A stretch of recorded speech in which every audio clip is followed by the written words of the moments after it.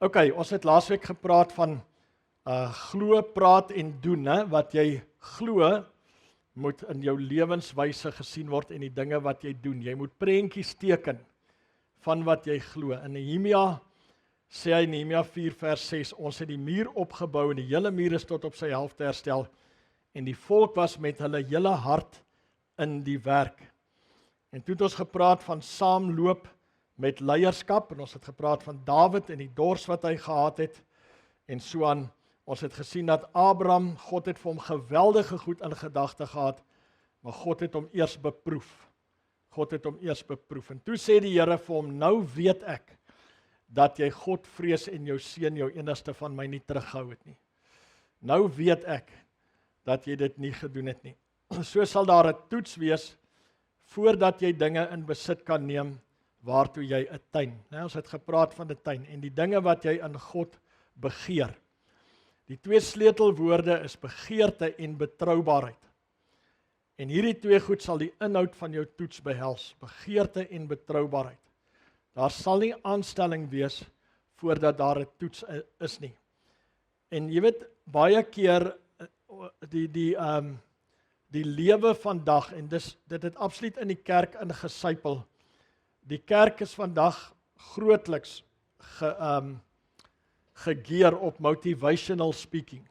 Motivational speaking, en dit kry jy oral in die wêreld vandag. En wat is motivational speaking? Dis eintlik 'n droom sonder 'n toets. Almal sê vir jou, jy moet 'n droom en jy moet droom, maar hulle vertel nie vir jou dat daar gaan 'n toets wees vir jou droom nie. Né? Jy gaan jou droom hê, maar jy gaan dalk in 'n put gegooi word. En dit gaan jou dalk hoeveel jaar vat voor jy by jou droom uitkom. Dit sê hulle nie, hulle sê net jy moet droom, jy moet droom, jy moet droom. Ons moet mense leer, daar's 'n toets voor die uitslag kom. Dis hoe God dit werk, sodat hy kan weet. As hy vir Abraham sê, nou weet ek, dan is dit die rede hoekom hy die toets op ons pad sit. Die reëlings wat ons maak, is dikwels 'n toets om te kyk hoe jy dit gaan hanteer, of jy dit kan gehoorsaam, of jy dit gaan minag. Jesus het nie vir die vissermanne poste aangebied as vissers van mense nie. Hy het hulle eers geroep om hom te volg. En dan sou hy hulle dit maak, né? Spreuke 20:6. Baie mense roem hulle eie welwillendheid, maar wie vind 'n betroubare man? Most men will claim to be good, but where can you find someone you can trust? Many will say they are loyal friends, but who can find one who is truly reliable? Wie sal 'n betroubare man vind? Baie ouens blaas hulle eie beel. En dit tel niks. The proof of the pudding is in the eating.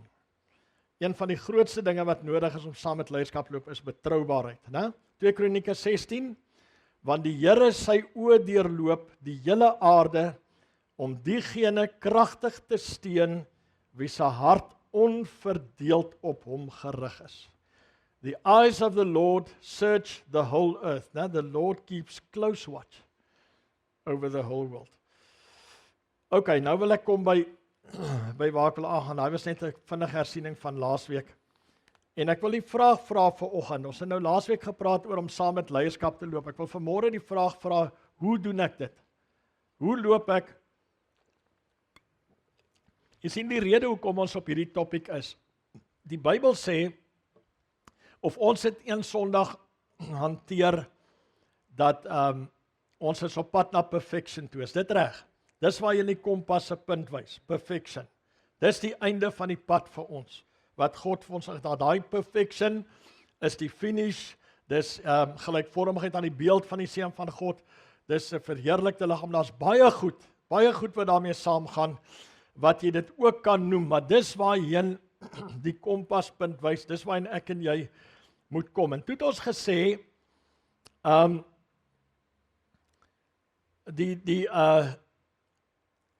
ek lees gou eers hier voor ek daarby kom.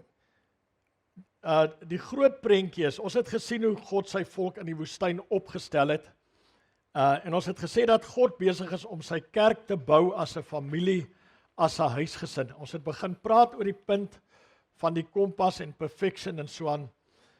En toe het ons gesien dat om by hierdie eindpunt te kom, dat God mense gebruik. Dat God mense gebruik. Julle hierdie is baie belangrik. God gebruik mense om ons daar te bring, aan wie God die grace, die geestelike vermoë beskikbaar stel om dit te doen, Efesiërs 4, né? En dat ons koms tot by die eindpunt of by perfection, dis gaan afhang van ons verhoudinge en baie belangrik ons verhouding met hierdie mense wat God daar geplaas het om ons daar te bring. Is dit reg so?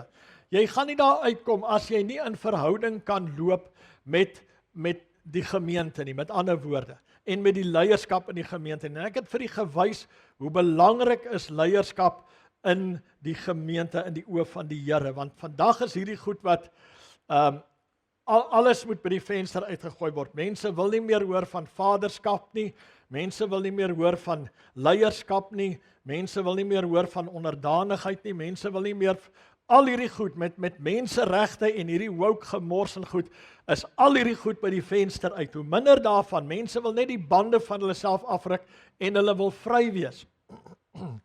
En ons moet teen hierdie goed kom en ons moet mense die woord van die Here leer.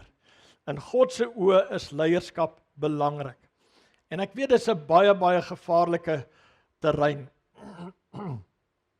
Om hierdie proses verstaanbaar te maak, moet ons kyk na 5 dinge wat ons wandel saam met geestelike gesag bepaal. Ek wil vanmôre vir die 5 dinge noem.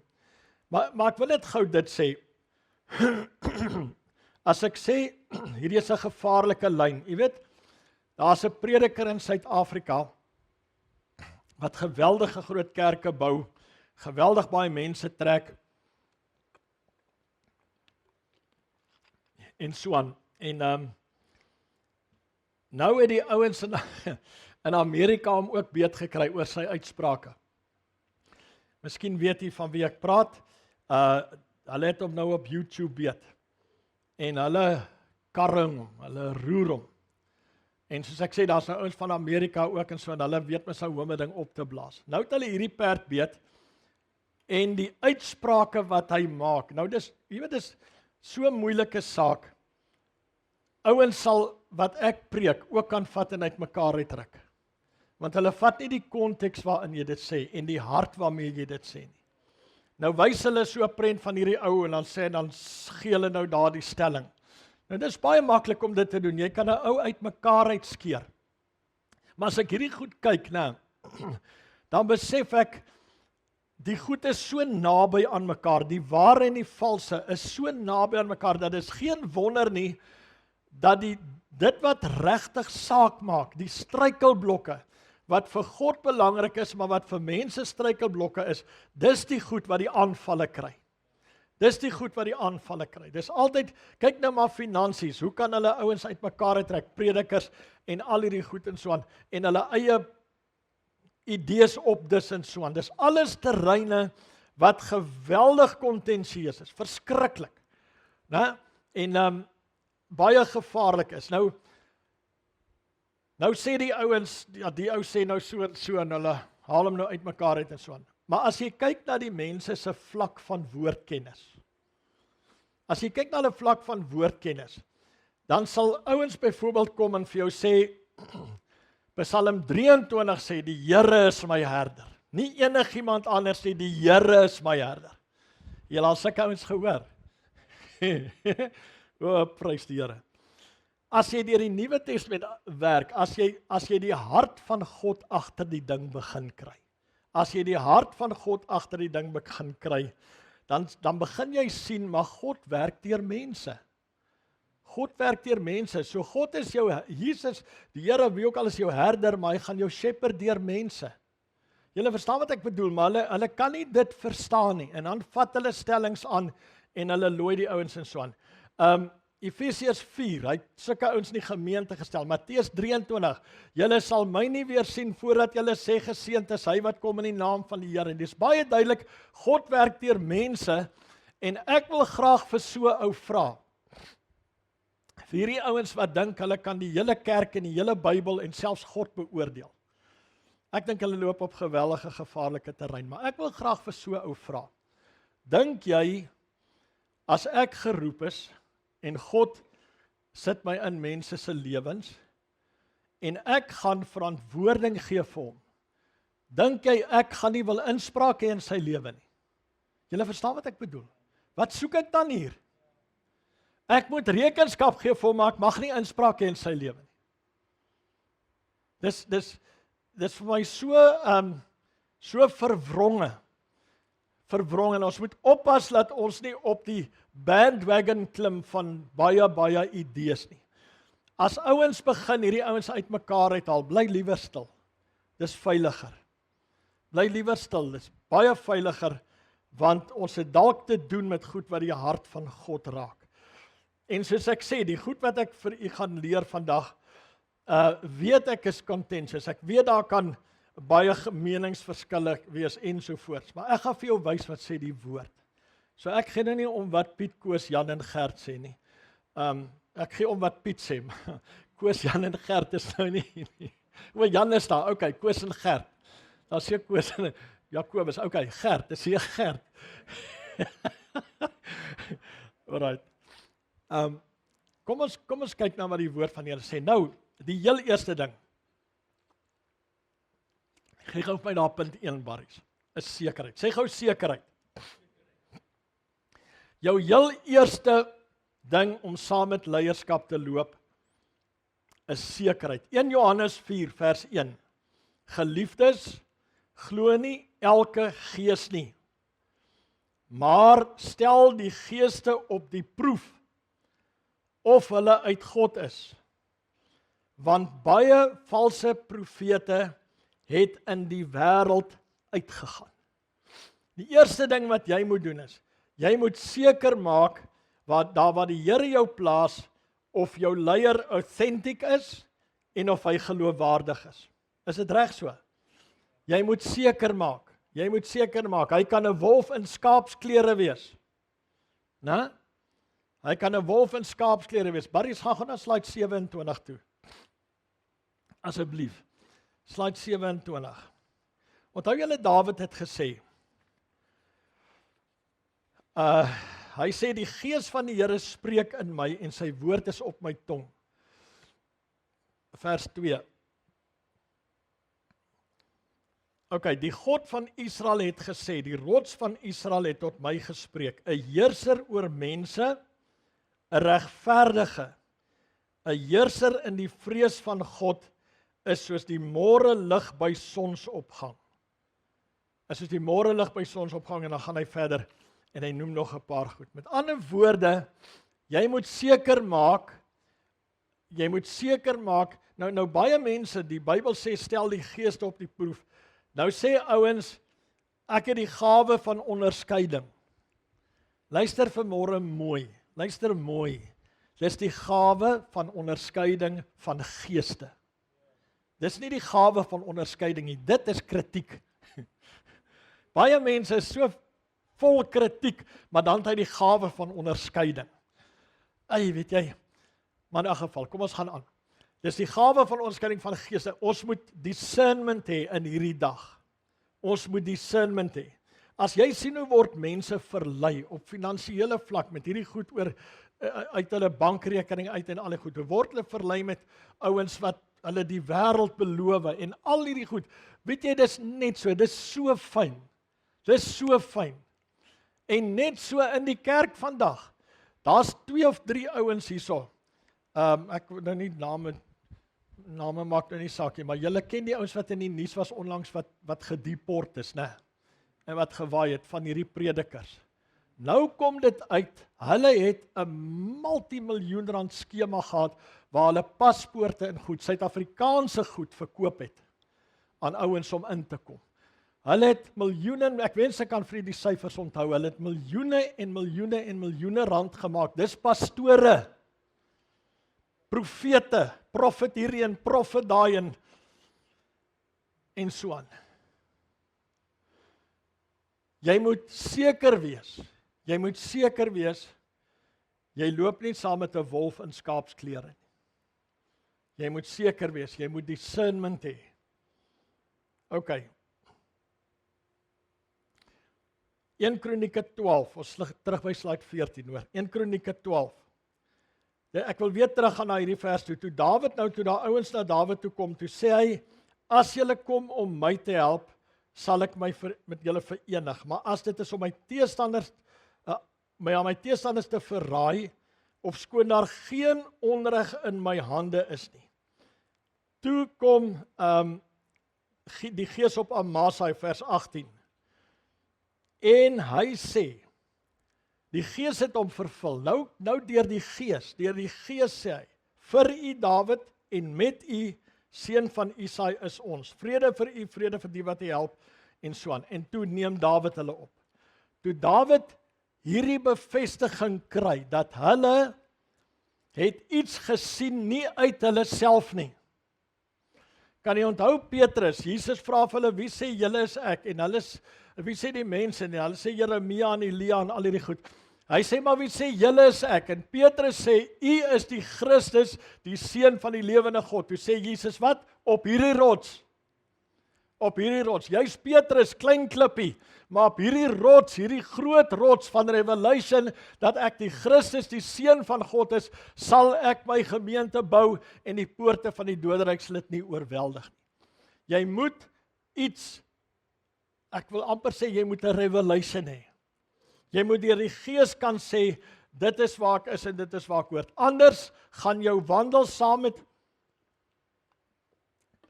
met leierskap gebrekkig wees, halfhartig wees.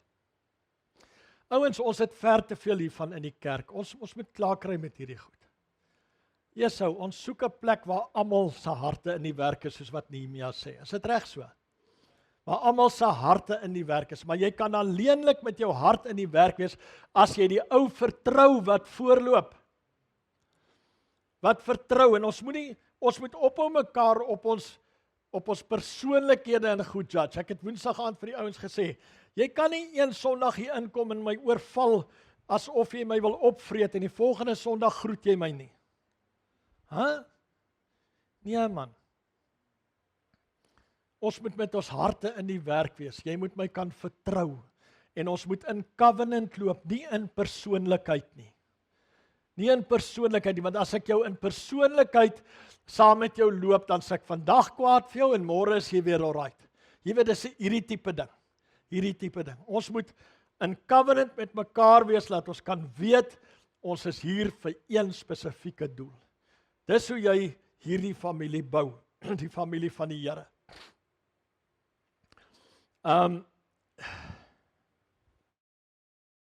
Okay, die tweede punt daar. Tweede punt is onderdanigheid. Sê gou onderdanigheid. Nou onderdanigheid is iets wat in God bestaan op alle vlakke, baie vlakke. Soveel so, hy sê vrouens moet aan hulle mans onderdanig wees. Die hele family in daai lyn. En dan sê hy, julle moet aan mekaar onderdanig wees in die vrees van die Here. Soos ons mekaar respek in wat God in ons gesit het, né? As ons aan mekaar onderdanig in daai lyn. Daar's baie vlakke in die Bybel. Ons almal is onderdanig aan God. Onderdanigheid is iets wat die Here nie uitgehaal het toe die 21ste eeu aangebreek het nie. Hy het dit nie uit die Bybel uit verwyder nie, inteendeel. Hebreërs 13 vers 17. Wees gehoorsaam aan julle voorgangers en onderdag. Ek wil net gou vinnig vir u vertel. Die formulier van die troue sê, vra vir die vrou, beloof en bevestig julle ken mos dit, né? Dan sê hy daar, en dat jy aan hom onderdanig sal wees. En ek weet van pastore wat jy weet maar bietjie begin links loop het, hulle het daai ding uitgehaal. Want die mense wil dit nie meer hê nie. Dis waar die kerk in gaan. Okay. Wees gehoorsaam aan julle voorgangers en onderdanig, want hulle waak vir julle siele as diegene wat rekenskap moet gee, sodat hulle dit met blydskap kan doen en nie alsigtende nie, want dit is vir julle nie nuttig nie. Wees gehoorsaam aan julle voorgangers en onderdanig. 1 Tessalonisense 5. Maar ons vra julle broeders, erken die wat onder julle arbei en julle voorgangers in die Here is en julle vermaan en bewys hulle in liefde die hoogste agting ter wille van hulle werk, hou vrede onder mekaar. Okay, dis baie duidelik, né? Dis vir God baie belangrik. Nou dit beteken nie, luister mooi. Dit beteken nie dat iemand die baas moet speel oor alles wat jy het of alles wat jy besit of sommer net kan vat of wat ook al nie. 'n Opregte leier sal dit nooit doen nie. Dit beteken net in die oorgee van jou hele lewe en alles wat jy verteenwoordig, lê daar geweldige seën opgesluit. Luister mooi. Luister mooi. Nou as jy 'n leier van God is, soos Dawid gesê het, dan hoef jy nie jouself uit die besittings van mense te verryk nie. Ek wil gou vir u vinnig wys. Handelinge 20, Paulus. Paulus praat met die ouderlinge van Efese, dan sê hy die volgende: Niemand se silwer of goud of klere het ek begeer nie. Maar julle weet self dat hierdie hande voorsien het in die behoefte van my en die wat by my was. Né? Niemand se silwer of goud of klere het ek begeer nie. Numeri 16, Moses, 'n baie interessante storie toe hierdie manne so vies geraak het vir hom. En daar so 'n opstand gekom het, daar was 250 prinse, leiers, en daar was Korag en Datam en Abiram, en hierdie manne was net moeilik, en Moses laat roep 3 van hulle, of 2 van hulle, wat ook al, en hy sê, kom hierso, ek wil met julle praat, en hulle sê, vers 12, vers 12, en Moses het gestuur om Datan en Abiram die seuns van te roep, maar hulle het gesê, ons sal nie opkom nie. Is dit nie genoeg dat jy ons uit 'n land wat oorloop van melk en honing laat optrek het om ons in die woestyn om te bring, dat jy ook gedurig oor ons die baas wil speel nie? Ook het jy ons nie gebring in 'n land wat oorloop van melk en honing en ons geen lande en wingerde as erfdeel gegee nie, maar hulle is nog aan die trek. Wil jy die oë van hierdie manne uitgrawe? Ons sal nie opkom nie. Kyk nou hierso. Hey, die Bybel is interessant. Toe het Moses baie kwaad geword. Hy het baie kwaad geword. En hy het aan die Here gesê, sien hulle offer nie aan nie. Ek het nie een esel van hulle geneem en nie een van hulle kwaad aangedoen nie. Dis 'n leier. Amen. Dis 'n leier. En weet jy wat doen God hierna? Daar gebeur toe daar toe 'n hele paar ouens daai dag nie die volgende dag gesien nie. Hierdie 250 ouens, die are het hulle oopgeskeur en hulle weggevat en hulle familie se alles net so in. Sommer 'n klomp goed. Maar in 'n geval, en toe stel die Here die beginsel in waarvolgens hy kies. Luister mooi, die beginsel waarvolgens hy kies, en ons praat van the rod that buds.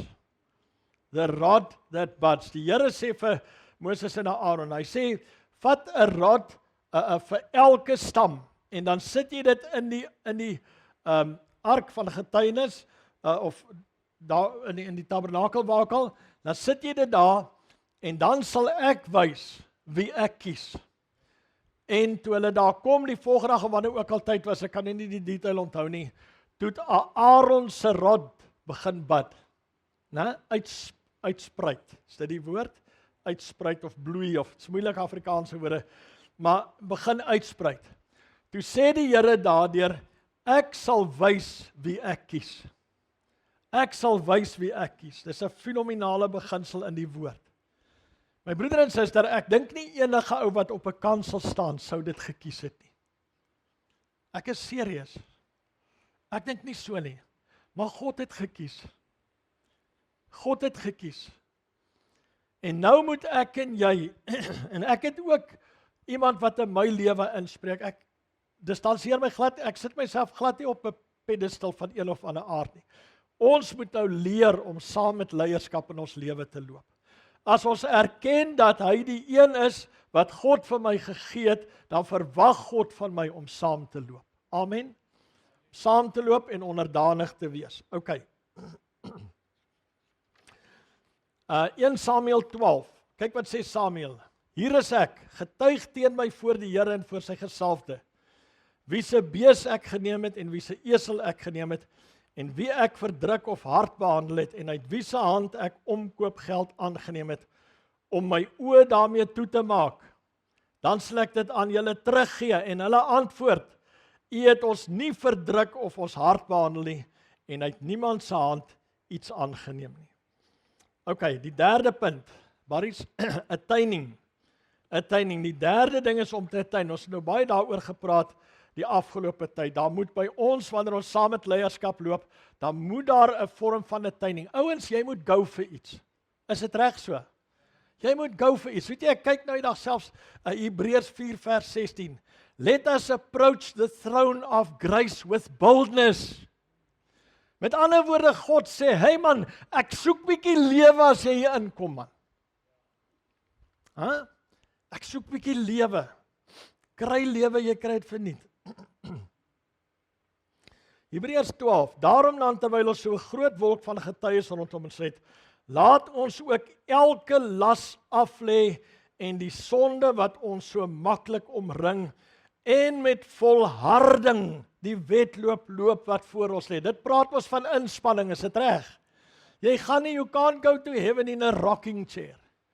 Because a rocking chair won't take you there. Ken julle daai een?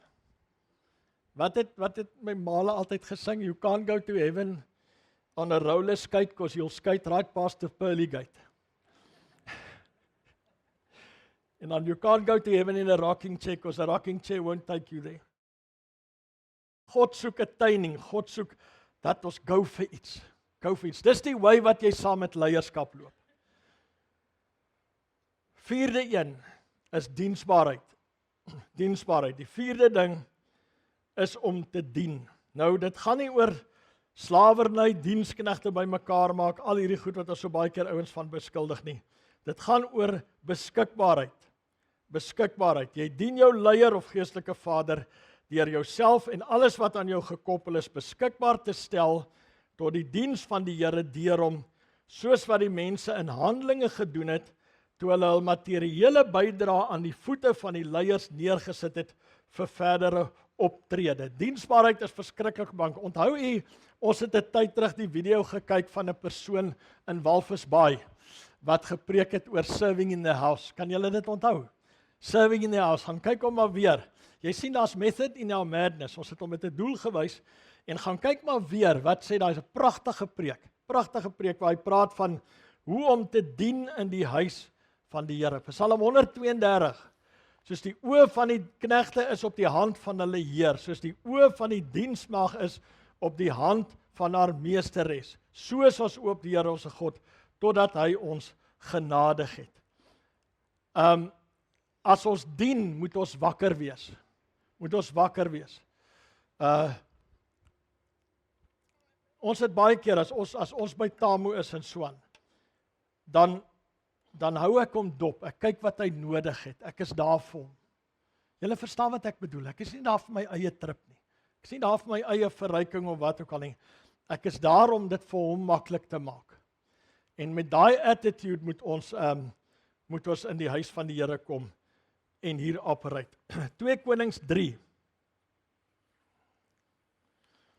'n baie mooi stuk. Ek dink ons kan afsluit hiermee. Yes, so nee, dis te veel tyd vry. Nee. Kan jy nou klaar maak nie.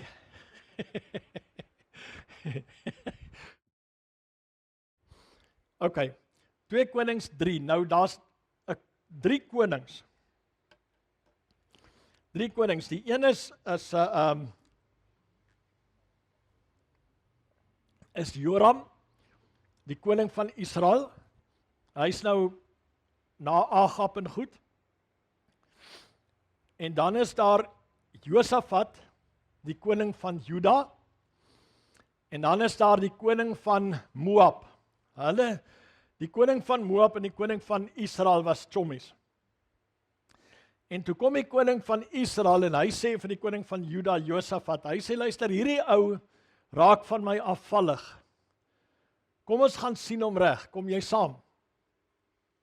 En hy sê toe, ja, is reg so, jou skape is my skape, jou perde is my perde, is reg so, alles deel, ons kan dit doen, ek sal saam met jou gaan. Dis nou Josafat. En hulle ry toe nou met so 'n pad om by die koning van Edom, hulle gaan laai hom op pad, laai hom en ook in die limousine en daar gaan hulle. En nou raak die water op vir hulle vee en goed, vir hulle om te drink. Nou sê die koning van Israel, Agab se nageslag, hy sê, o gats, die Here het hierdie 3 konings bymekaar gebring, om hulle te laat sterwe onder die hand van die Moabiete. En weet jy wat sê Josafat? Nou Josafat was 'n ou wat op paar was met die Here. Hy het airtime gehad, né? Hy was so right gewees. Josafat sê, is hy nie 'n profeet nie? En hulle sê, ja, hier's 'n ou, Elisa, een van die knegte van die koning van Israel nogal. Maar die koning van Israel het Elisa nie gelike nie, want Elisa het hom gelooi. Hy was ongeregtig en Elisa het hom uitgehaal. En hy het gesê, jou verderwer, en ek weet nie wat hy hom alles genoem het nie, net soos Agab vir Elia. Maar nou sê die knegt, hy sê, kom ons kyk gou vers 11. Nou net om vir te beskryf Josafat, kan jy onthou, toe Josafat een slag moes oorlog toe gaan. Toe sit hy die sangers voorop, kan julle dit onthou? Dit was Josafat gewees. Want Josafat het die Here gehoor. En Josafat sit die sangers voorop, en hierdie ander manne, die vyand staan nog so in die veld, en hulle wonder wat gaan nou, daar kom 'n army, supposed to be on, maar ek hoor net koortjies. En toe die vyand daarmee draai kom, toe sê hy, maar hy sien geen soldate nie, hy sien net sangers. En julle onthou nou, dis Josafat.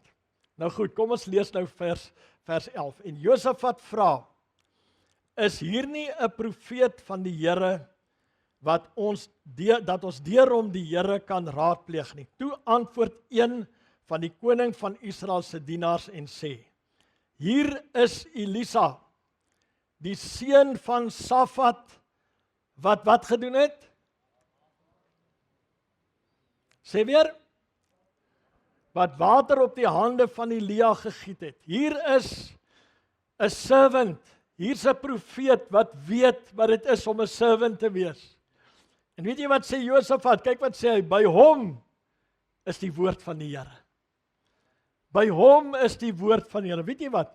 Ons het te veel ouens vandag wat die woord van die Here wil blaar van oral af, maar hy het nooit geleer om 'n servant te wees nie. Hy's net daar om te rule, om sy eie nes te verder, om sy eie homself te verryk en al die goed. Hy wil die command hê en hy wil die woord gooi, maar hy kan nie dien nie. Hy het nooit geleer om te serve nie. Josafat sê, hy sê hierdie profeet, ek soek hom. Hy gaan die woord van die Here, en natuurlik, toe Elisa nou op die toneel kom, toe roer hy dadelik die koning van Israel weer. En so aan, julle kan maar self die storie gaan lees. Ok, hier is die laaste skrif, 2 Korintiërs 8. Ons praat van om saam met leierskap te loop, né? Om saam met leierskap te loop.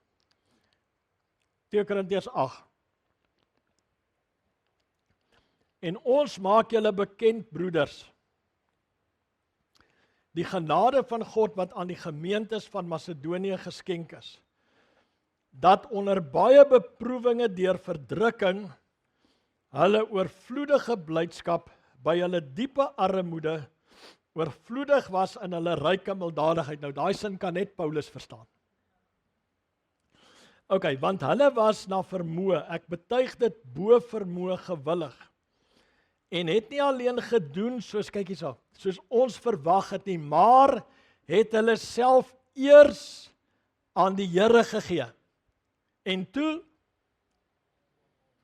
ek hoor niks, en toe aan ons deur die wil van God. If you are given to God, it's the will of God that you will be given to your leader. Nou kan jy maar eina sê of amen. Maar dis die goed wat ons nooit in die kerk geleer is nie. Want elke ou moet sy eie ding doen en op sy eie perkie klim en sy eie pad ry. If you are given to God, dis nommer 1, dis die eerste voorwaarde. Ek praat nie van ouens wat sommer net in 'n plek is vir niks nie. If you are truly given to God, it is God's will that you be given to your leader. Hoor julle wat ek sê, ouens? En hierdie is goed wat hulle jou op YouTube sal afslag as hulle wil. Hulle sal dit vir jou nagmaak, maar wat kan ek anders sê as wat die woord van die Here sê? Hoekom sê Paulus die goed? Hoekom skryf hy dit aan hulle? Hulle het hulle eers aan God gegee. Met ander woorde, Here, my hart, my alles behoort aan U, soos Abraham. Ek sal van U my belofte nie terughou nie.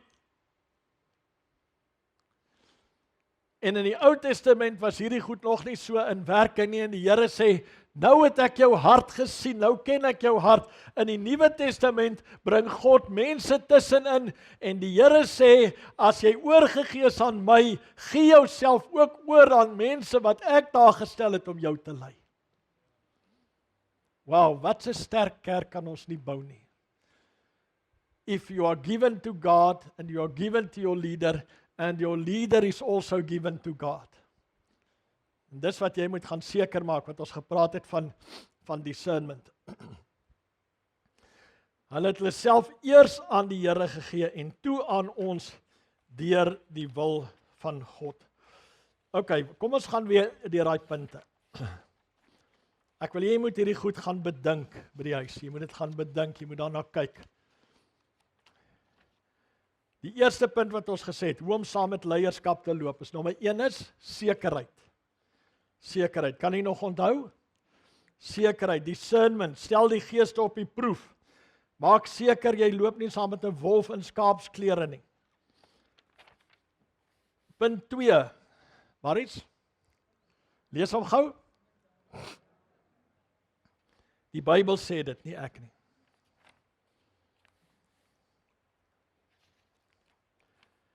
Punt 3, attaining, jy moet bietjie effort insit. Jy moet lewe kry. Punt 4, diensbaarheid. OK, ek dink dit is die laaste een. Hoekom het ek gesê 5? OK, punt 4, diensbaarheid. Diensbaarheid, sekerheid, onderdanigheid, wat was die ander een? Attaining en diensbaarheid. Sekerheid, onderdanigheid, attaining en diensbaarheid.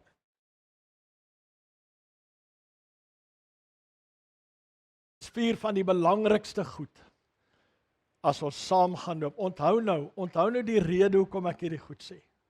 Die rede hoekom ek hierdie goed sê is nie om vir myself 'n troon te bou nie. Daar's mense wat verantwoordelik is om jou by die spiespunt te kry. Daar's mense wat verantwoordelik is om jou by perfection te kry. En as ons almal reg kan saamloop, dan gaan ons daar kom. Amen. Nee, julle is te stil man, kry lewe man, 'n tuin man, 'n tuin. Ai.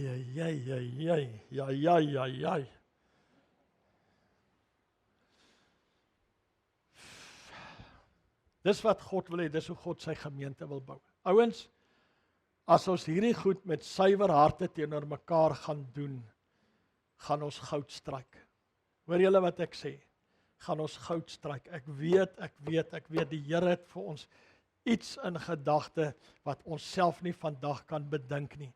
Maar die Here is besig om ons harte te align. God is besig om ons harte in plek te kry. Maak seker jou hart is saam met my. Maak seker jou hart, en ek beloof ek sal nie jou donkie en jou perd vat nie. Dis Bybelse taal. Maar kom ons gee onsself vir die Here en ons gee onsself vir wat God gaan doen. Né? Prys die Here. Gaan bedink wat ek gaan vir die hopelik vroeër hierdie week hierdie opsomming stuur. Gaan oordink hierdie goed, gaan kyk daarna asseblief. Gaan werk dit deur in jou hart. Ons wil in geregtigheid voor God wandel. Daar was te veel uitbuiting van mense in die verlede al. Kom ons stel dit reg. Kom ons maak dit reg. Kom ons loop 'n eerlike pad met mekaar. Kom ons loop die pad van liefde en submit aan mekaar ook. As ons daai pad loop, gaan ons reg bou en gaan ons uitkom by dit wat God wil doen. Kom ons staan en gaan ons saam bid.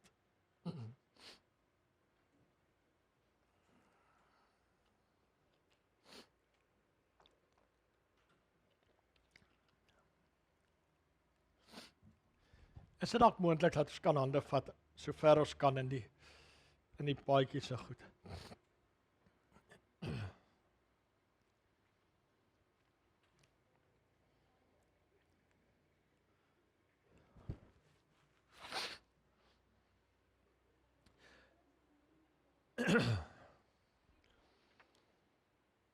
Kom ons bid saam. Here, ons is so dankbaar vir u wonderlike genade. Ons is so dankbaar vir u plan, Here. U plan met ons. U het gedagtes van voorspoed vir ons. You have a desired end. Meet it out for us. Maar Here, ons wil graag daar kom. Ons wil dit bereik. Ons wil met die beste van wat ons kan, wil ons by daai perfection, daai eindpunt uitkom. Here, ek wil vanmôre bid dat U ons aan mekaar sal knit, soos wat Dawid beloof het vir die manne wat na hom toe gekom het, Here, dat ons harte aan mekaar geknit sal wees in die naam van Jesus, dat ons 'n ding saam sal doen met opregtheid teenoor mekaar, met opregtheid teenoor mekaar in Jesus naam. Vader, ondersoek vanmôre ons harte. Laat u Gees vanmôre spreek soos wat u deur Amasa gespreek het. Laat u Gees vanmôre in harte spreek in Jesus naam. En ons dank u daarvoor. Amen.